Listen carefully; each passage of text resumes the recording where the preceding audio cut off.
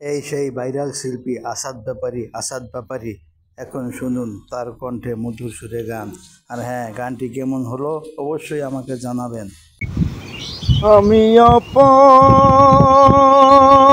হয়ে বসে আছি ওহে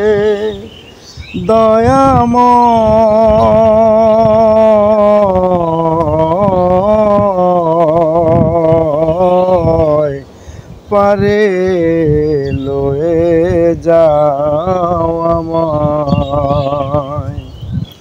আমি একা রহিলাম ঘাটে, সকলি বসিল পাটে।